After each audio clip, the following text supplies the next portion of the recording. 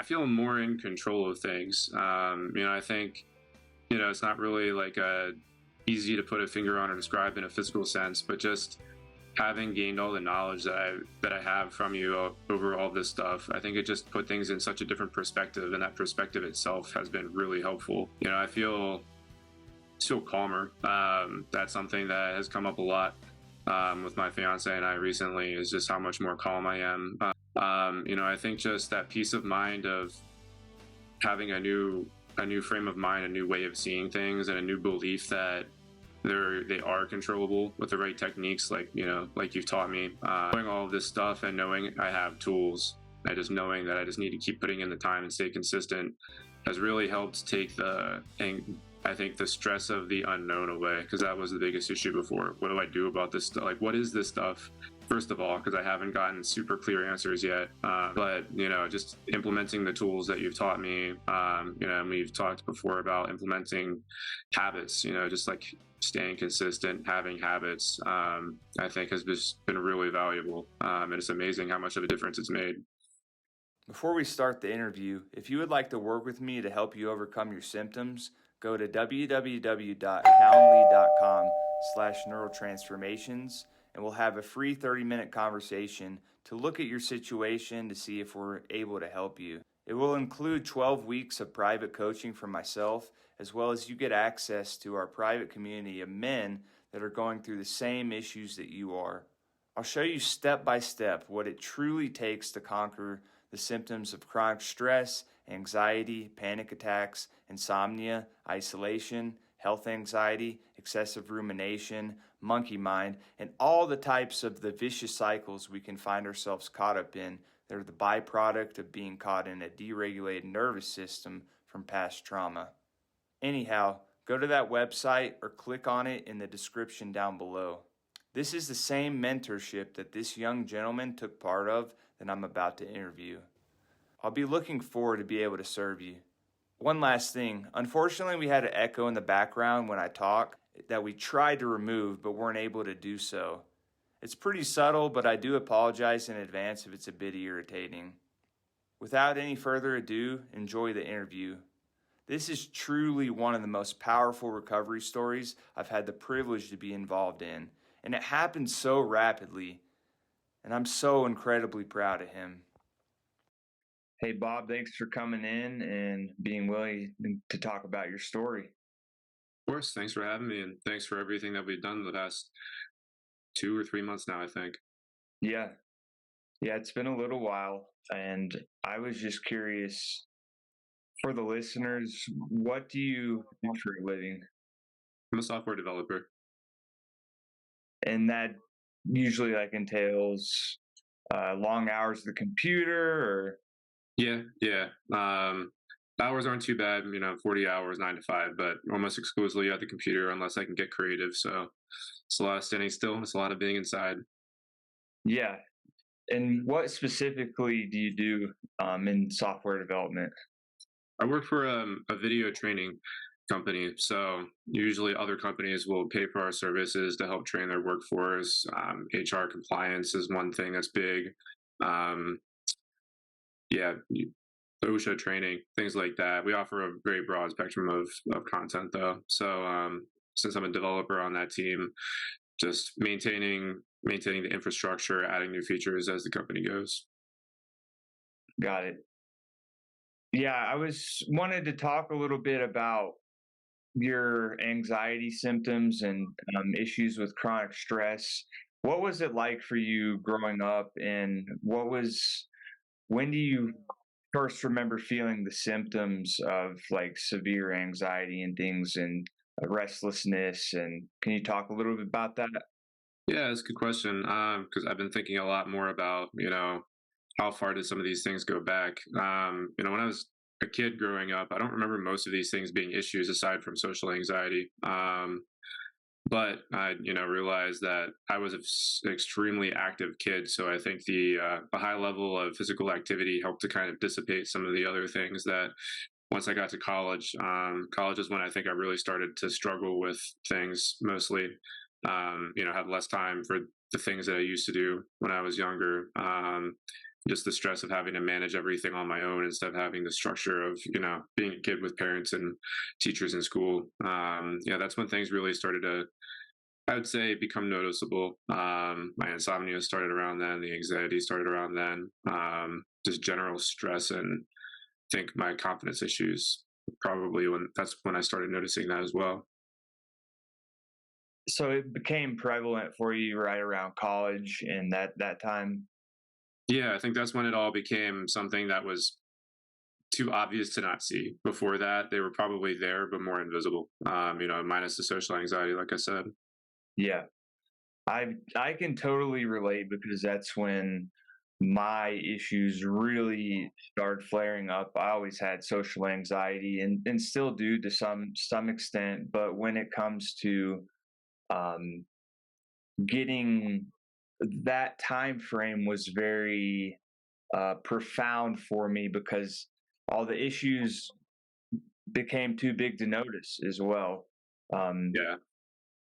so, I mean, what were some of the things that what were some of the symptoms of the anxiety and stress that you started to feel? That's a good question.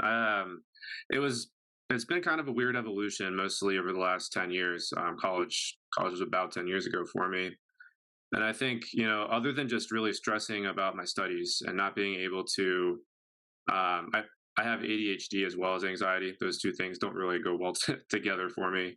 Yeah, So I started having a pattern of having a really hard time focusing on my studies and getting my studies completed outside of class, but then getting really stressed about exactly that and about how much there was to do. And it just became a kind of vicious cycle that, every loop through made things even harder and harder to deal with. And like I said, that's when my sleep issues started as well. But a lot of these things manifested for me personally in a physical sense at first.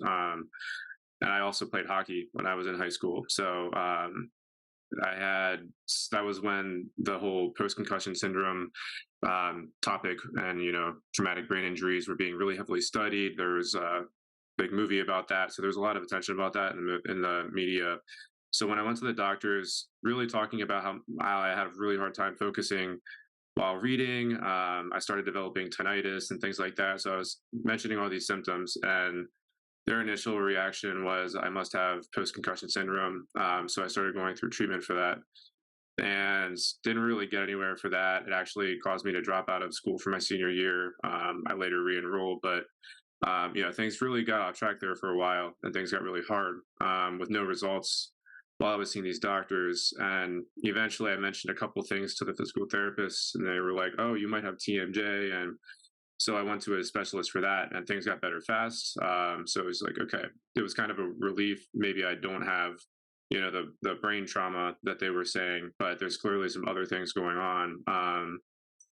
And then, like I said, after that, I did re-enroll back in school, and things died down for a while. Literally thought everything as far as the focus and attention was related to I had I had clenching issues, which were probably from stress more than anything, but there was actual, physical TMJ stuff going on too. So the theory at the time was the TMJ stuff is why, you're not able to focus and this and that because, it puts a big strain on the fascia and the muscles, surrounding your head and your skull, basically. So it's all just kind of a weird thing. And that probably is a little bit of a factor, but definitely was not the full story for sure. So even after going back to school, a lot of the same patterns were still there.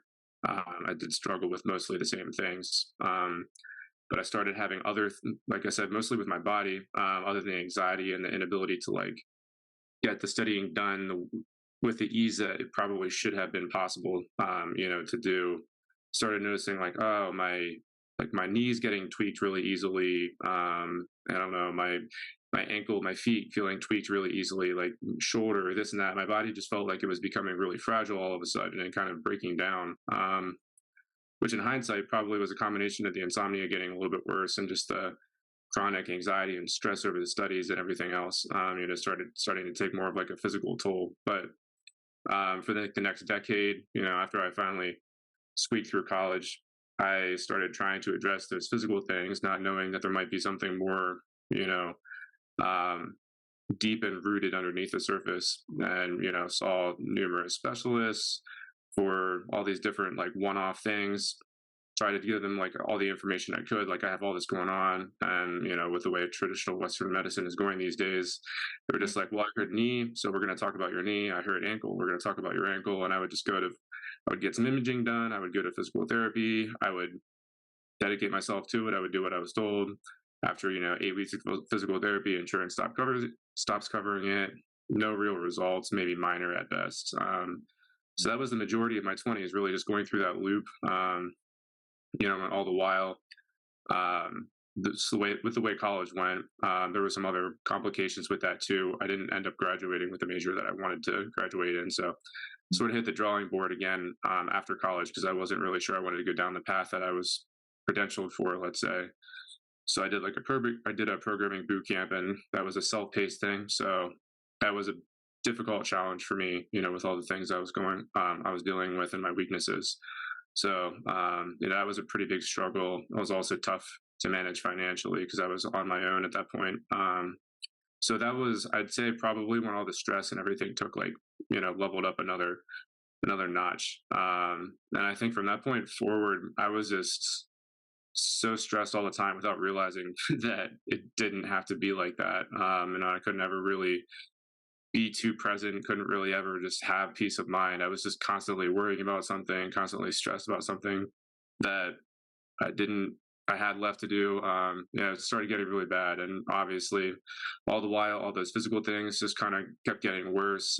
Started getting just like all my muscles were extremely tight and flexible at that point, just really didn't have good quality of movement or control of my body. But it was a long process. And then I guess it was maybe right before or right around when COVID hit. I turned 30 a little bit before that. Yeah. My insomnia just out of nowhere got really, really bad, where I could barely get a good night's sleep. It used to be maybe like a couple nights a week, or it would go like a few weeks of good sleep, and then I have a small stretch of bad sleep. And then all of a sudden it was like, okay, I don't know what I can possibly do to get good sleep. It's just, I was at a loss. Yeah. And things kept getting worse. And I think during COVID, it got to the point where I was like, I need to do something about this. I can't really continue to be this tired and try and like fight through it anymore. Yeah. I can only drink so much coffee in a day, which I also think was just kind of exacerbating everything else in the first place. It was not a good combination. So, I learned that I have severe anxiety and minor depression too, which they attributed to dealing with the chronic pain for so long. But that could just be that I have it regardless of that. And then of course severe insomnia. So I think I might have froze there. Sorry, I got distracted by that. But that makes me. You alluded to the fact that you tried so many different methodologies and practitioners. Can you just list some of the ones that you've tried in the past? Yeah. So I mean, like I said, mostly for the physical stuff, just different specialists for anywhere from the brain injury stuff, jaw and head, shoulder, knee, spine. I had a disc issue on all that stuff. Then, as I mentioned, going to therapy. So eventually, I started switching to trying to treat this stuff less, physically oriented. I saw a therapist who treated me with cognitive behavioral therapy. And I wouldn't say that it was a waste of time, but it wasn't helping too much. It was informative, just being told that I do have, like the severe anxiety, just something that wasn't really like on my mind, wasn't really thinking of those types of things as factors with everything I was struggling with. So I was seeing a CBT therapist for a little while. Like I said, maybe moderate results at best. I changed jobs and changed insurances and stopped seeing that doctor just because they weren't covered anymore. Took a little bit of time before I got back into therapy again. At this point, with everything just kind of continuing to worsen at seemingly more rapid pace, for the first maybe 8 years. I mentioned this probably started in college. It was like gradually getting worse, it felt like, and then all of a sudden started happening really fast where things weren't just gradual anymore. So it started taking a toll, not just on me, but my relationships. And I have my fiance and I started having, just tension and things that were avoidable. It was almost all a side effect of the stuff that I was dealing with that I couldn't really pinpoint. But when I start seeing those things just start backsliding too, or being impacted, started getting a little bit more scary, I guess, because I couldn't figure out what to do about it in the first place. So we decided that I should go back to therapy, which I did, and again it was CBT therapy. So took a few different tries at that. The second time around, I was told that I have ADHD at a pretty severe level, which not something that I thought of as a possibility for myself as well. But here we are. And so even though I don't really know the therapy itself helped, again, just knowing that is a factor and learning about ADHD itself helped me be aware of some of the things that I think that helped make me less stressed about some of these things, knowing the things that were stressing me out and kind of scaring me before, not thinking that there's some kind of weird, unique thing to me, but realizing like, oh, that's just ADHD manifesting, and there's information to learn about that. There are ways to mitigate that. So it's something that I can probably get more control over. That helped. And they put me on Adderall starting at a low dose, which seems at first to be the right move because I was struggling so badly with the insomnia that work was getting really hard, right. Mental energy and focus. But realized after only like probably 3.5, 4 months of being on it that it wasn't sustainable. It was making the stress and anxiety way worse, to the point where I was having a really hard time just, I think, more like interpersonally dealing with things. I was having a harder time staying calm. It was just easy to get triggered and kind of spiral down that road. So I eventually stopped because I realized it was just like a Band-Aid to keep me, running on fumes when I was running out of fumes to run on to work. And one of my doctors mentioned going on short-term disability. So right before they mentioned that, I found you, reached out to you, and we started working together. Basically, the second my disability started. So it was a really good timing and combination of things, having the work pressure taken off my plate, getting off those stimulants, which I really don't think were helping me. They were just kind of a Band-Aid that were coming with some pretty significant side effects. And then getting started with you and learning everything that you've taught me has been a really profound combination of things.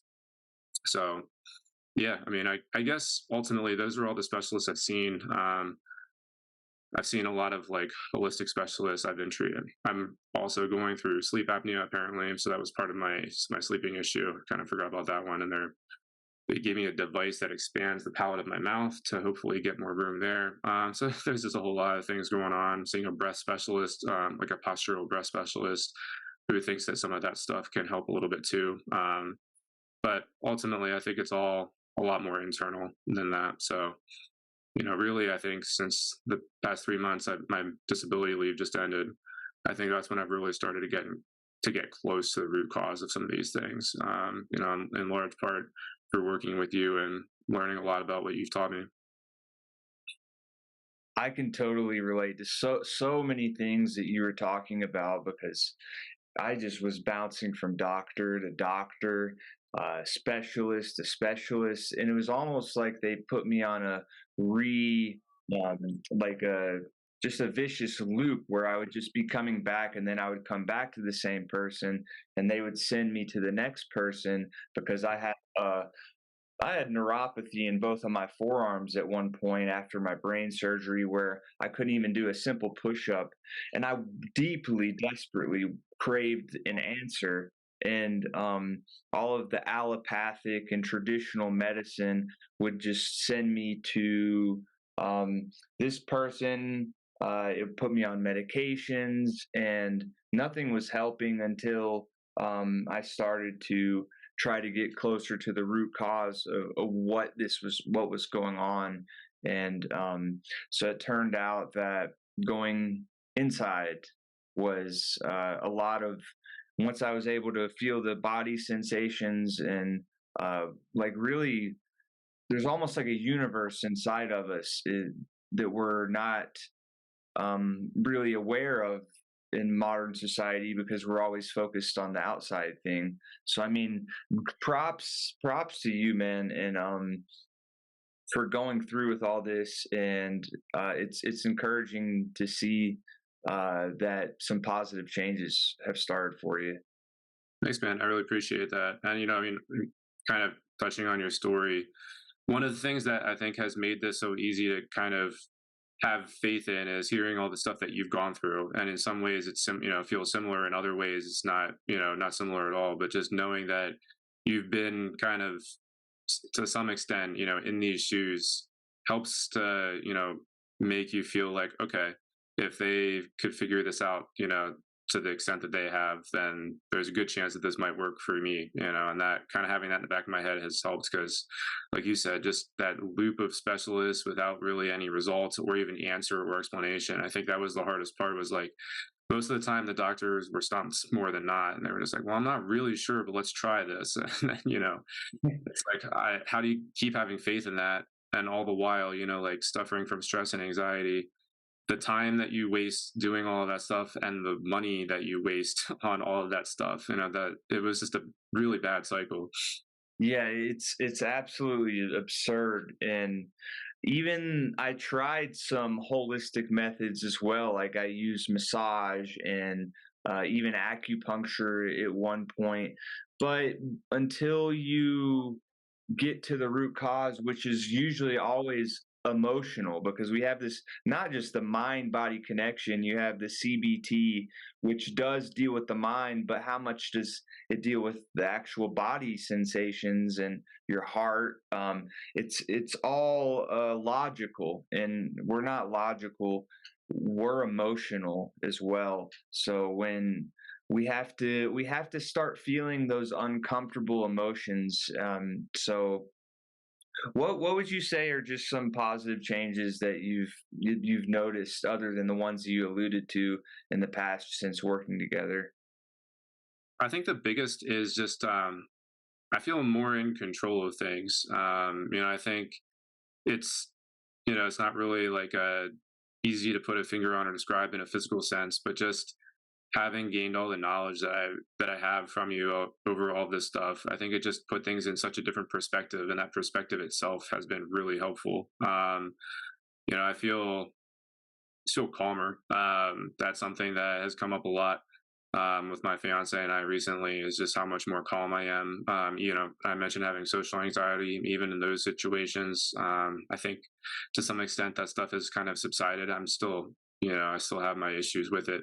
I still have my issues with a lot of the things, like, they're going to be, it's going to take a long time to fully get past most of the things like the sleep issues and all that. But, I think just that peace of mind of having a new frame of mind, a new way of seeing things, and a new belief that they are controllable with the right techniques, like like you've taught me or introduced me to, like heart math has been a big one. I've talked to you about that before. Yeah. Just knowing all of this stuff and knowing I have tools, and just knowing that I just need to keep putting in the time and stay consistent has really helped take I think the stress of the unknown away, because that was the biggest issue before. What do I do about this stuff? Like, what is this stuff? First of all, because I haven't gotten super clear answers yet. Maybe saying you have ADHD and anxiety has been the most clear cut thing I've gotten to this point. But, just implementing the tools that you've taught me, we've talked before about implementing habits, just like staying consistent, having habits, I think has just been really valuable. And it's amazing how much of a difference it's made. That's awesome, awesome, awesome to hear, my friend. I I believe so much in the power of consistency, just because when you're climbing a mountain and that mountain is just feeling better, you got to take baby steps at first. But then when you do the work essentially eventually starts to do the work for you. And it's not, I can't ever point my finger to one thing that saved my life. um because it was a combination of all these factors. But for me personally, meditation, I can say that it has saved my life. Just the practice of going inside, whether that's breathing. And so, yeah, just thanks for being willing to share and being vulnerable. And I know if you just continue with this, it's going to continue to get better. Just belief in yourself more than anything else is the most powerful thing. Knowing you're worthy, knowing you have that self worth, and knowing that it's possible. It's absolutely possible to recover, um, especially once you have that new perspective, right? It's important. Absolutely. Yeah. And, that's, it's all a work in progress, but I've come a long way in the past. I think it's been 3 months now since we've started working together. And I didn't even mention this, but I mentioned all those physical struggles, in the beginning of all this stuff about 10 years ago. So, and I've started to notice, like my body is less tense and tight. I think that's largely because of the lack of stress, but also the meditation, and breathing techniques that we talked about, and it's just that fragility. Like if I take a weird step when I'm walking, that would have made me feel like I sprained my ankle, even if I didn't for days. That doesn't happen anymore. If it does, if anything does flare up, it's a fraction of the amount of time, and a lot of times it's just like, "No, I'm fine." So I think it's really just rewiring my brain to just stop finding something to worry about. I think that was just a chronic like habit. We were talking about habits. I think my brain habitualized worrying about something, no matter what it was. So we just grab onto anything, and that's just kind of slipping away. Yeah, it's true. In the fact that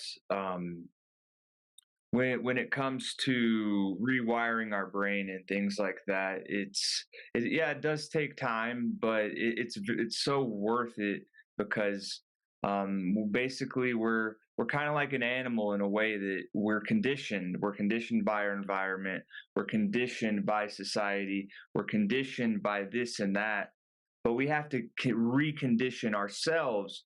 And if there's just one thing I want for anybody, if anybody's listening, to get from this is become your own doctor, become your own advocate, become your best friend, and in doing so, that's what I want. I don't want. I'm just a guy who learned how to heal, and he's just telling people the same things that he learned, which is empowerment, which is that you can do it. Just stay at it and be your best advocate. 100%. Yep. No, I completely agree. I've, after learning a little bit on how to be my own doctor, I've accomplished more in the past 3 months than I did in almost a decade. So I think that says a lot. That's awesome, Bob. Thank you so much for coming on, Bob. And that's basically it, I guess. If you can have the last word, if you want to say something. I think you said it all. I just, I think the most important thing has been learning how to take control and having the confidence to try and take control. We talked about like stoicism and just controlling what you can control, and then just having the right information has been life changing. So, thank you for everything that you've introduced me to, and everything you taught me. My pleasure. The pleasure's all mine, man. And thank you. Thanks a lot. Take care. All right.